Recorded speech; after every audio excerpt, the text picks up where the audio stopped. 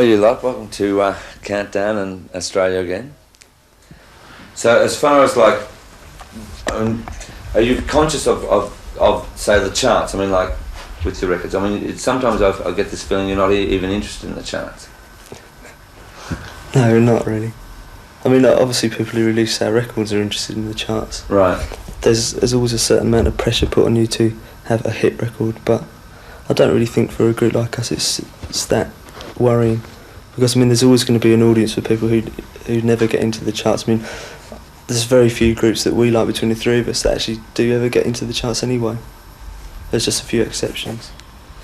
Well, the charts are a reflection of obviously of like a general taste, and I think the general taste is usually pretty vile and it's awful because most people are. Alright, as absurd as this may seem, I mean, like, or sound, did it then sort of worry you that sort of Faith and Primary became such a commercial prospect? No, not really, because you can always change the mainstream of music. You know, if you're popular, you're popular. It's not necessarily that you've changed yourself or you're compromised your particular way of doing things. There's no snobbery involved in what we do at all, and there's no elitism or eclecticism. It's just there. I mean, as long as we never compromise our own ideals, right, then it doesn't really matter. I mean, if we were to have a record that sold 3 million, I very much doubt if we'd all cry back into our hungry cellars, you know, and our poetry books.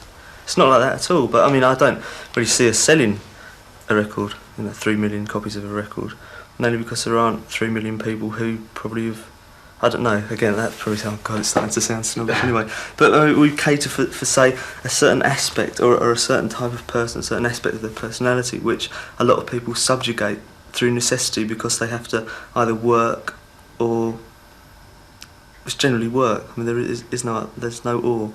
Once you start to work and life becomes a struggle for existence, which I mean in England is the most prevalent thing anyway. Once you start, you stop to reason why you're bothering to go out to work to earn money, to eat, to go out at the weekends, enjoy yourself. I mean, that whole thing, as soon as you're trapped in that, unless you make a conscious effort to break away from it, then I think in a way that you start to, just like close off certain sides of your character, of your personality, and I think that's those aspects are the ones that we cater for, and it's maybe that's why, I mean, we're sometimes accused of being elitist, because we sort of like only catering for a certain type of person.